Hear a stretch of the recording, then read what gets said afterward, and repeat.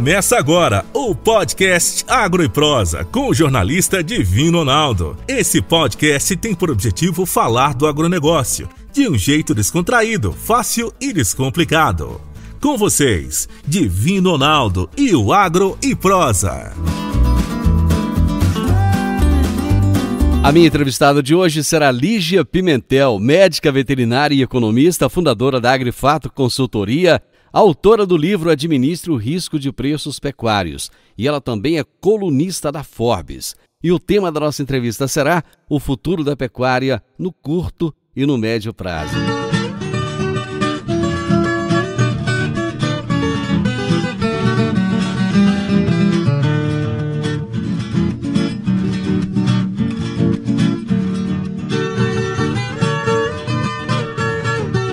Lígia, como é bom ter você aqui de novo. Muito obrigado por aceitar o nosso convite. Obrigada, eu que agradeço pelo convite, um prazerzão. Lígia, você está numa correria danada, é tanta coisa que você tem feito, tem sobrado tempo para você? Olha, menino, pouco, eu tenho que escolher, né? Quando a gente fala com os outros ou toma banho, sabe, umas coisas assim. Tô com uma nenenzinha pequenininha, mas graças a Deus, né, a gente tem essa possibilidade hoje em dia de conciliar aí vida pessoal e profissional, então tudo fluindo bem, graças a Deus, eu amo o que eu faço, tudo é por eles, então estamos aí. Vale a pena, vale a pena. Mas vamos começar falando do seu livro. Como é que tá o seu livro Administre o Risco de Preços Pecuários? Está indo bem no mercado? Tá indo bem, tá quase virando best-seller, falta um pouquinho. O livro é muito legal, né? Ele traz uma tentativa aí de levar conhecimento de baixo investimento para todo mundo. Então a ideia é, primeiro, criar uma autoridade, né? A gente fala que o que está escrito em livro a gente leva para a eternidade. Então basicamente é isso. E depois trazer um pouquinho da nossa metodologia, um passo a passo, para que todo mundo entenda como o risco dos preços interfere na atividade, principalmente uma atividade que hoje é mais arriscada, né? E o que fazer com esse risco, como gerir ele, como reduzir esse risco de preço, até porque as pessoas têm uma falsa ideia de que dá para eliminar esse risco, não dá, tudo é uma escolha, né? Onde é mais arriscado, onde é menos.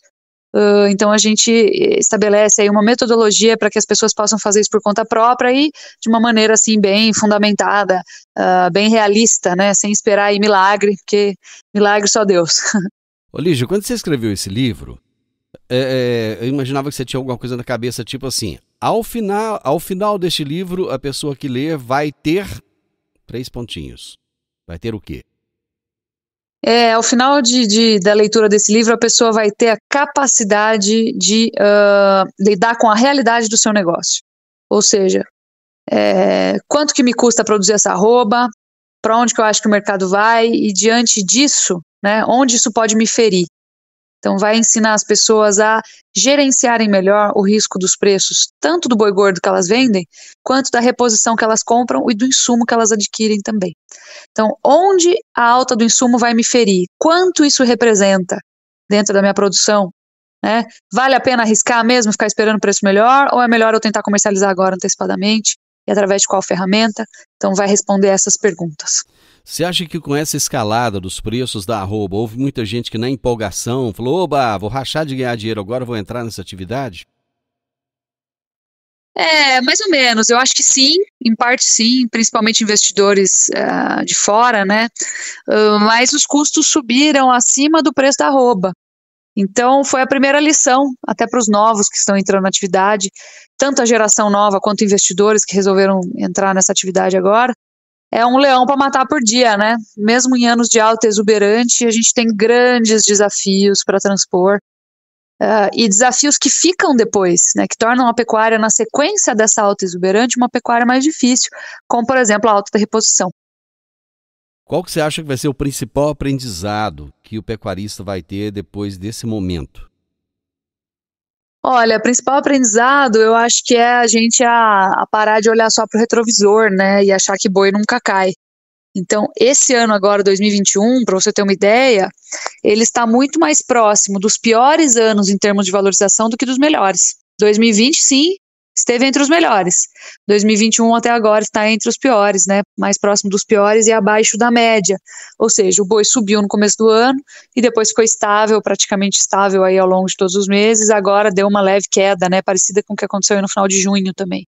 Então, parar de olhar no retrovisor, ninguém aguenta preços em alta eternamente, a inflação já está pesando bastante no Brasil, nós dependemos muito do consumidor, né, e ele está combalido pela inflação e desemprego. Então, ano passado foi um ano que todo mundo falou, tá vendo, travar não é bom, né, e de fato, ano passado foi muito desfavorável para a trava, para o hedge, mas esse ano a gente já está vendo uma situação bastante diferente. Então, cada ano é um ano, todo ano a gente tem que aprender, e eu acho que fica a lição aí de que está cada dia mais difícil gerir a pecuária, isso tem que ser feito de uma maneira cada vez mais profissional. Bom, quando você fala de inflação, a gente pensa em mercado interno.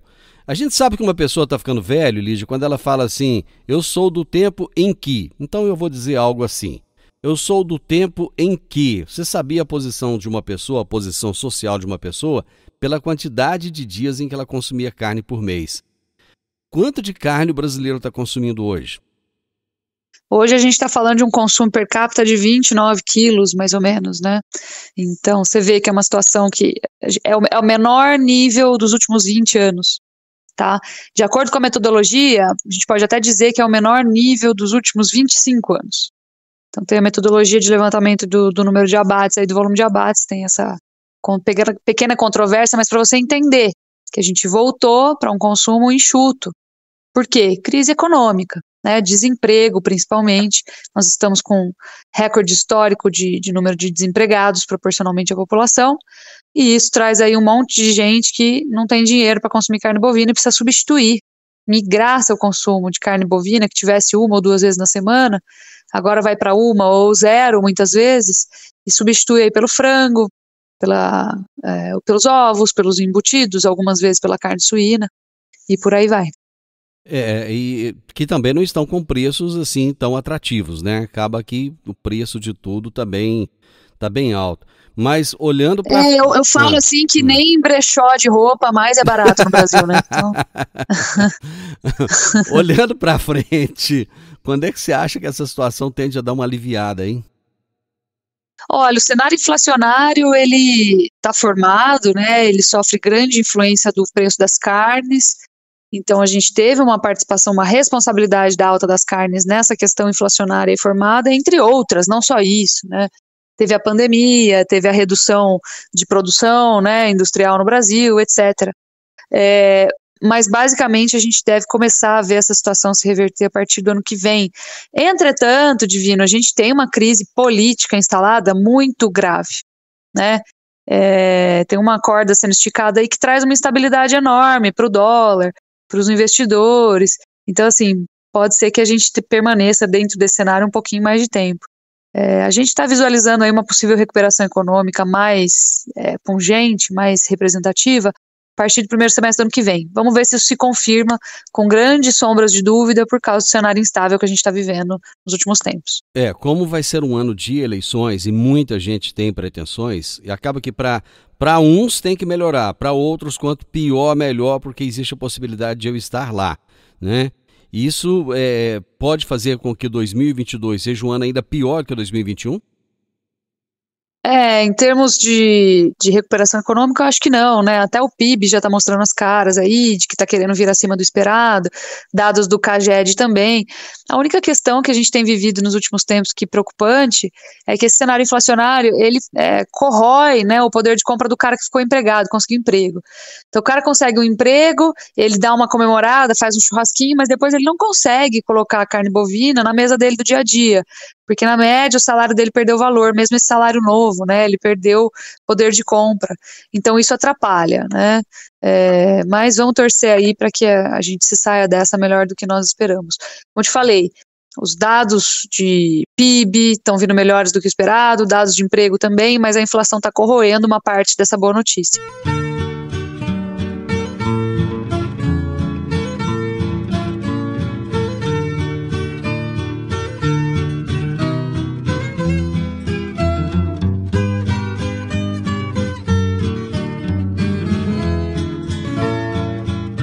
Lígia, como é que você começou aí esse trabalho com a Forbes? Me fala um pouquinho disso. Olha, a Forbes começou a cobrir de uma maneira mais próxima aí o agronegócio, né? E a Vera Ondey, editora lá, conheço ela já há vários anos, e ela falou, nossa, eu gostaria muito que você viesse falar de pecuária, né? Porque você faz essa conexão bem forte aí entre o mercado financeiro e a pecuária em si, né? A pecuária lá, raiz, pé vermelho, né? Poeirão. Então, vamos pegar o desafio, estou te convidando para vir conversar com os nossos leitores a respeito disso e iniciar essa cobertura, e eu achei fantástico. Eu acho que o agronegócio, ele cada vez mais tem que ocupar espaços, né? Estar aí, contar a nossa versão da história. A gente acho que é muito perseguido, muito mal compreendido. Por sinal, tem um grande amigo, o Ale Raff, e o Ale esses dias postou uma coisa incrível. Ele foi num pet shop aqui em São Paulo e ele achou um graveto para colocar passarinho, né? Um graveto de eucalipto. E estava custando R$100 aquele pedacinho de graveto. Ele mesmo falou para mim, cara, que grande desconexão entre o campo e a cidade, né? Que os caras pagam R$100 num gravetinho, pedacinho de eucalipto. Então, impressionante como a gente precisa voltar a se reconectar com as pessoas, né? Ou as pessoas conosco. Então, eu acho que faz parte dessa função aí se comunicar bem. E aí aceitei o desafio.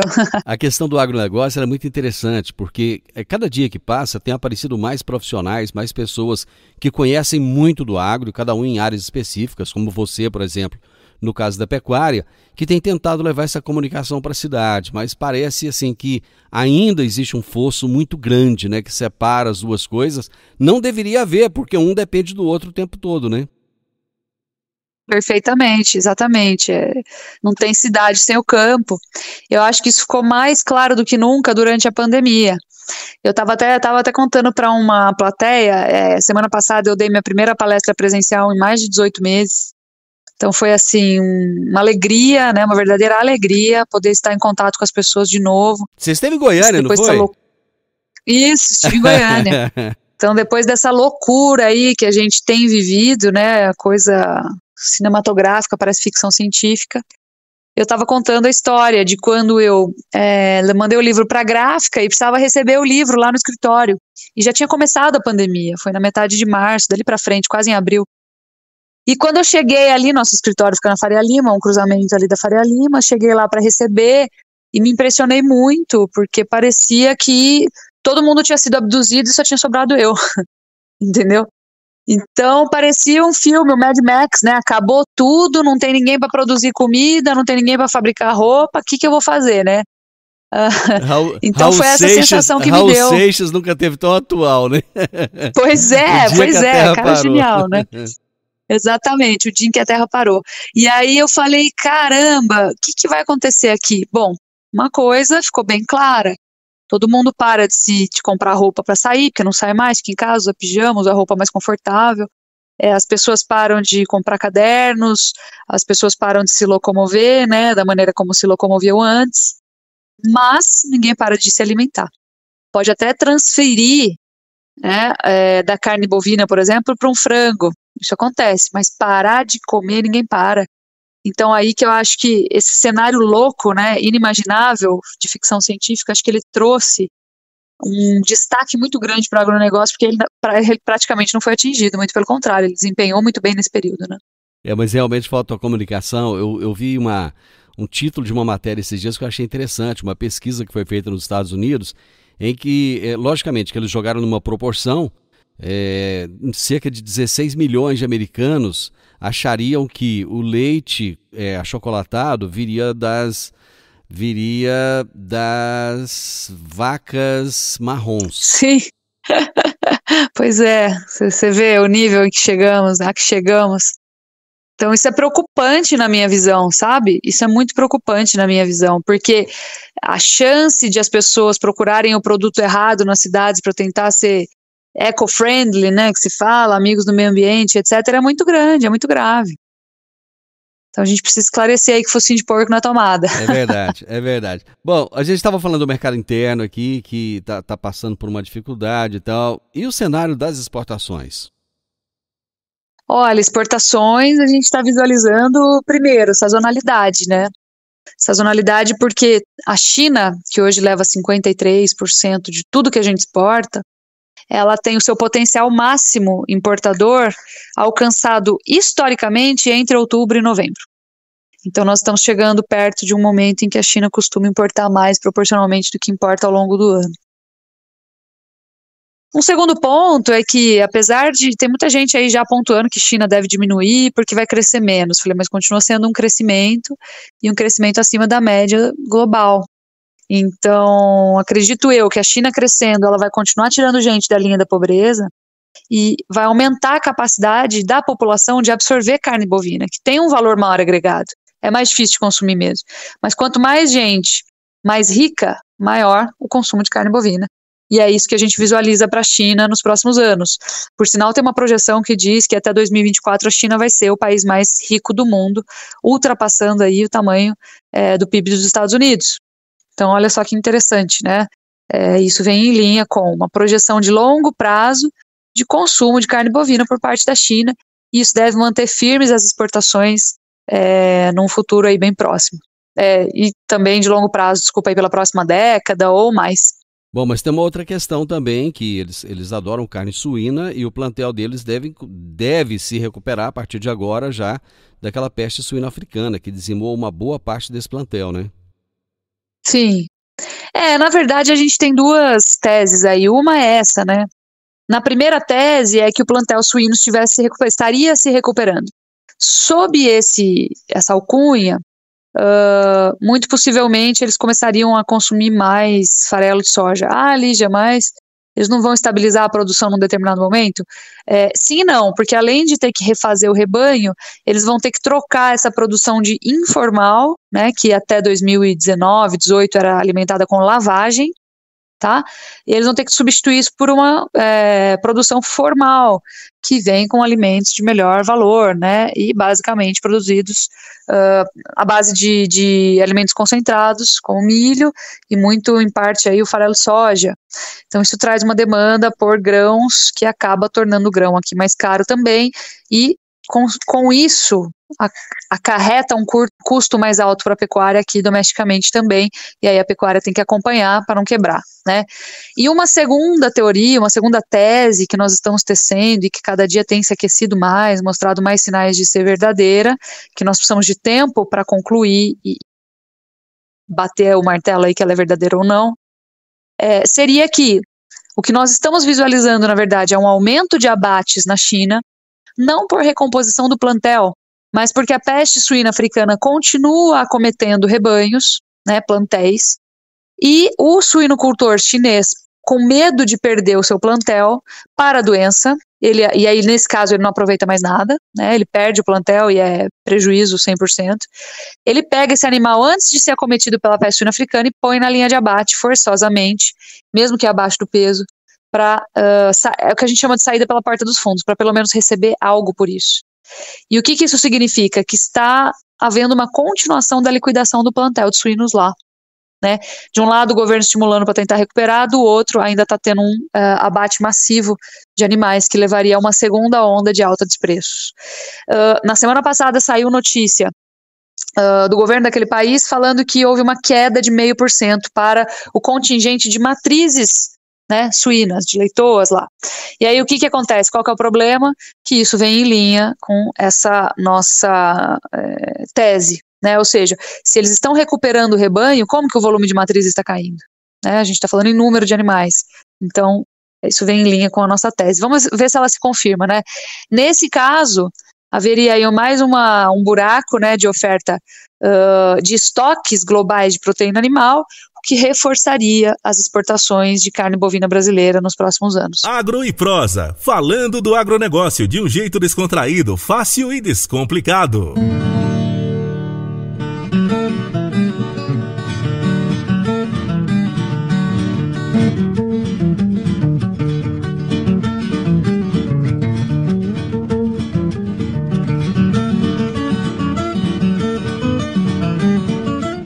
Lígia, vamos falar um pouquinho de dólar. O dólar hoje ele é favorável ao pecuarista? Na verdade, ele depende do ponto de vista, né? Ele pode ser, se a gente pensar em consumo, exportação de carne bovina, né, em consumo externo. A gente considera que não estamos naquele dólar de 6, né, que tinha ampliado bastante o preço do boi gordo, uma correlação bem alta aí com exportações, né, com demanda externa, mas a gente também não está abaixo de 5, ou seja, a carne exportada ainda remunera bem. Mas a gente precisa tomar cuidado, primeiro, com o cenário inflacionário ao consumidor, porque o dólar mais caro encarece tudo que a gente importa, obviamente, né, pelas razões óbvias, e em segundo lugar, pela questão inflacionária relacionada ao custo de produção. Então, o dólar firme, ele traz firmeza aí para os grãos, ele traz firmeza para os insumos dolarizados, né? Então, isso é perigoso do ponto de vista de margem, mas quando a gente fala de preço, é claro que o dólar firme, ele traz também consigo uma possibilidade maior de valorização da arroba, porque os clientes internacionais veem mais atrativo o preço do boi gordo comparado aos pares internacionais. Como é que está o momento para reposição? Tá bastante difícil. Agora deu uma melhorada, com certeza, né? Você viu que as perguntas saíram da ponta da língua, né? Você viu que deu uma melhorada aí. Nós tivemos uma questão bastante importante aí, que foi uma safra com uma pluviosidade abaixo da média para as principais praças produtoras. Logo na sequência entrou a virada de safra para entre safra com frio e seca, e nós tivemos, assim, de uma maneira quase que excepcional, geadas repetidas. Isso não é comum, né? Repetidamente a gente ter geada em regiões que normalmente não recebem esse tipo de acometimento. Então isso trouxe uma perda muito forte de potencial, de capacidade de retenção desses animais nas pastagens. Então quem tinha reposição para vender se viu obrigado a vender. Senão esse animal perde peso. Eu já não tenho mais condição, capacidade de suporte para manter esses animais aqui nessa pastagem que não tem mais condições. Então, ou eu preciso mandar para o confinamento, ou eu preciso comercializar isso logo. E o que aconteceu foi que isso trouxe um movimento aí baixista, né, uma pressão baixista para os preços da arroba de reposição, e a gente viu isso nos leilões, aí, nesses novos valores. Entretanto, historicamente, ainda estamos nos preços nominais mais altos, reais, quando a gente considera preços reais, também é alto. Então, há um grande desafio de repor, principalmente quando a gente pensa em repor agora e vender depois. Então, para o invernista, essa conta está um pouco mais fácil. Para o cara que compra aí boi magro para engordar em alguns meses, 100, 120 dias, né, 90, 100, 120 dias, hoje o pessoal está usando um prazo mais longo de engorda, para aproveitar melhor a carcaça, mas isso é rápido, fica mais fácil entender por quanto eu vou vender, até de eu travar, usar ferramentas de trava, né, de gestão de risco de preço ou de hedge, fica mais fácil. Mas quando eu penso em comprar um bezerro para vender ele daqui 2 anos, é aí que mora o grande perigo, porque nós já temos mais de 30 meses de retenção de fêmeas. Quando eu retenho fêmeas no rebanho, eu aumento a capacidade produtiva de bezerros, e lá na frente o preço do boi gordo costuma cair, né? É o que a gente chama de ciclo pecuário. Então o risco desse cara tá maior, né, na mão dele. Para quem compra bezerro e engorda, faz uma engorda de prazo mais longo, uma terminação de prazo mais longo, né, que tem que recriar esse bezerro, depois engordar, aí é uma operação mais arriscada. Então tá bastante complicado pensar em fazer a reposição, especialmente para alguns players aí desse mercado. Bom, e como é que você vê essa questão do custo de alimentação? Porque o milho ainda vai demorar um bom tempo para voltar aí para os patamares de estoques reguladores normais. E as pastagens, por exemplo, aqui na nossa região, eu imagino que deve ficar pelo menos mais 30 a 60 dias aí praticamente sem chuvas. Ou seja, ainda vai levar um tempo para melhorar. Como é que vai ficar esse custo daqui para frente, hein? O custo vai ser o outro grande desafio, na verdade é o maior desafio, né? Se o problema fosse, se a questão fosse preço, né, tudo bem. O problema é que não é, o problema é custo, porque o preço subiu bastante. Então nós temos um grande desafio. Hoje, por sinal, a gente até gravou um podcast, sai amanhã, em que a gente faz uma reunião, toda semana a gente faz uma reunião com a equipe aqui, agora a gente resolveu tornar pública essa reunião, exatamente pela complexidade que o mercado tem apresentado, e a gente falou exatamente isso. Como que vai fazer? O que vai acontecer com o milho?